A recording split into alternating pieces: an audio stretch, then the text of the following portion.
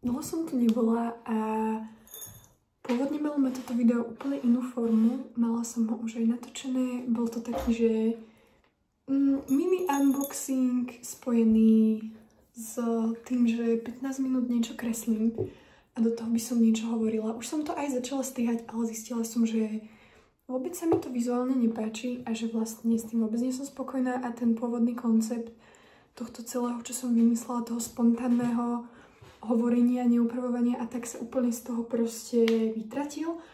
A tak som si povedala, že vrátim sa naspäť k tomu úplne pôvodnému formátu, kde niečo robím a do toho rozprávam. A chcela som nájsť v dome nejaké ovocie, čo by som mohla krajať, alebo nejaké jedlo, čo by som si popri tom mohla pripravovať, ale na jednu stranu som nič nenašla a na druhú stranu vôbec hladná nie som. Tak som si povedala, že večer sa chystám von a môžem to spojiť s tým, že vlastne sa popri tom namaľujem a niečo budem hovoriť a bude to také get ready with me. Až na to, že nebude, hej, prirodzene.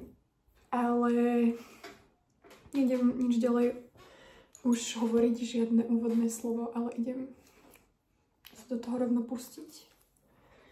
A téma, ktorú by som dnes chcela rozoberať, by bola asi veľmi obšírna.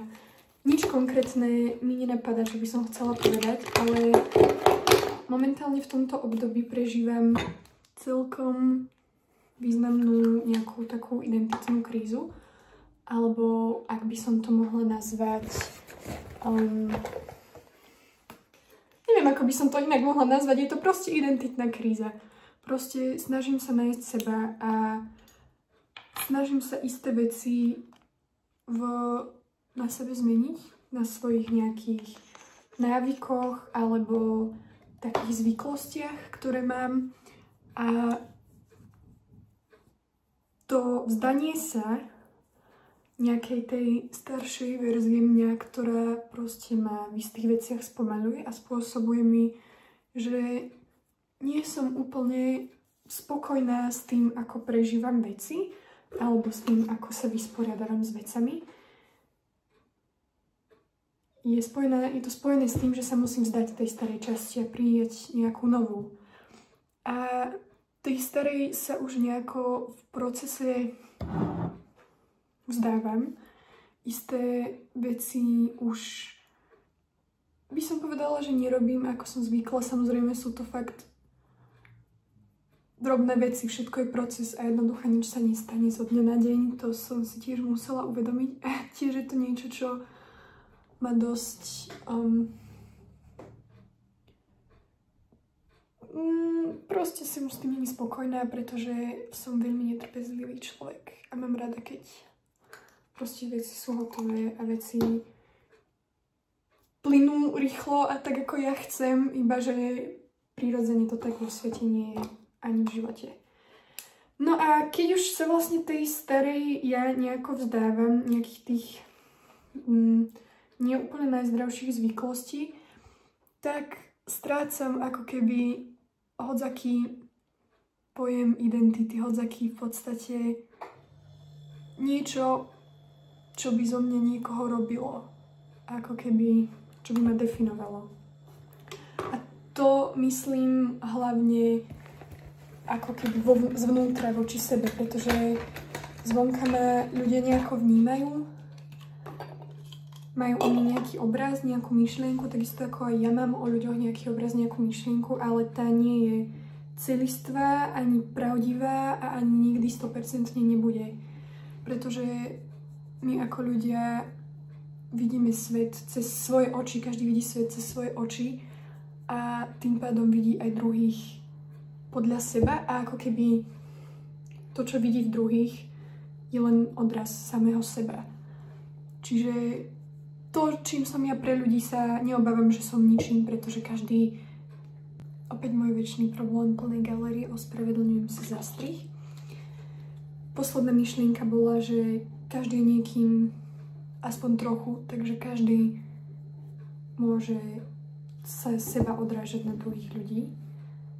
Ale do istej miery to nie je veľmi dobrá vec, lebo tým pádom máme skreslený pohľad na druhých ľudí, ale to som rozvila už ďalšiu tému.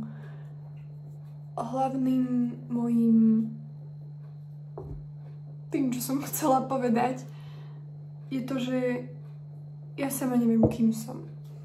Proste to, že ja vidím ľudí ako nejaké zadefinované postavy, nejaké zadefinované koncepty v mojom živote, že nevidím ten väčší obraz toho, kým v skutočnosti sú. Čo je na jednu stranu aj fajn, lebo to by asi ľudská myseľ nedokázala úplne pobrať. Takú obrovskú kapacitu, také obrovské množstvo informácií. Ale pre mňa sú tí ľudia niekým.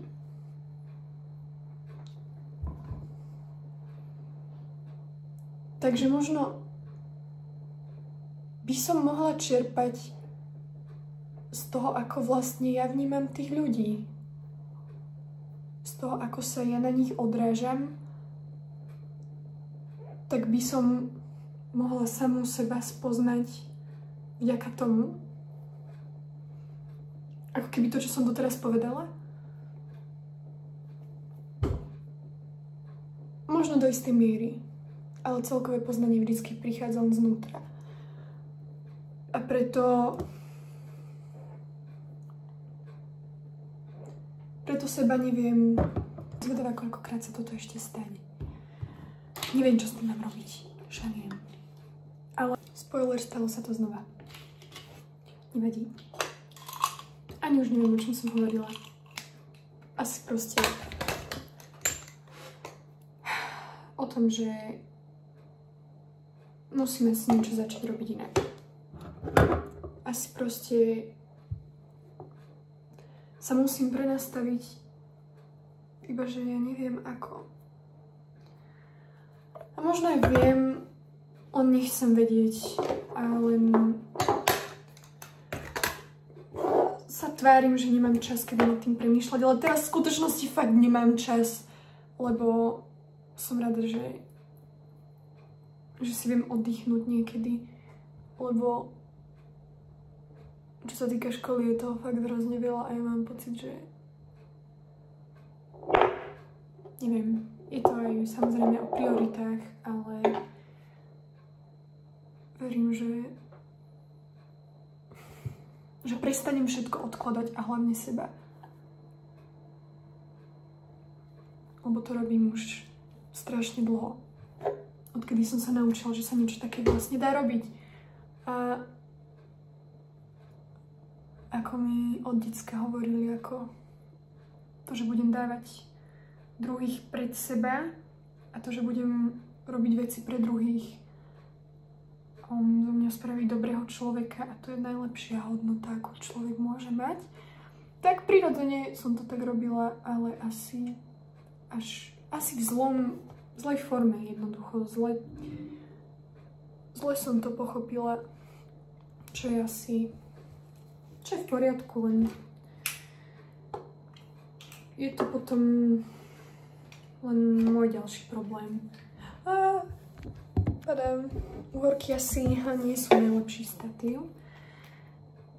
No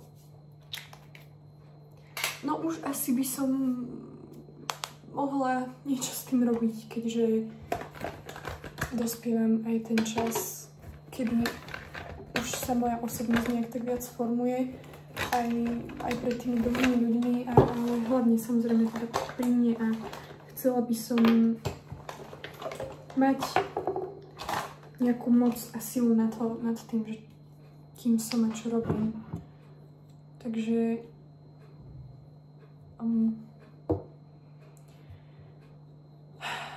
áno, zase ma to vyplo, zase sa mi šmíka telefón.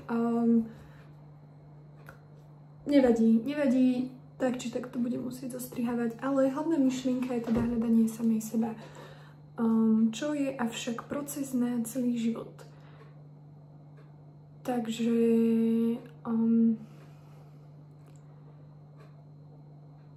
zistiť v 17 rokoch, že vlastne doteraz čo som si o sebe myslela, nie je úplne pravda a že to, že som si myslela, že viem, kto som, tiež nie je úplne 100% informácia a že vlastne o mnoho viac ako 17 rokov treba na to, aby sa človek vykryštalizoval, bola celkom akože facka. Ale asi to dáva najväčší zmysel. Takže aspoň túto jednu informáciu príjmem a s tým začína nová cesta,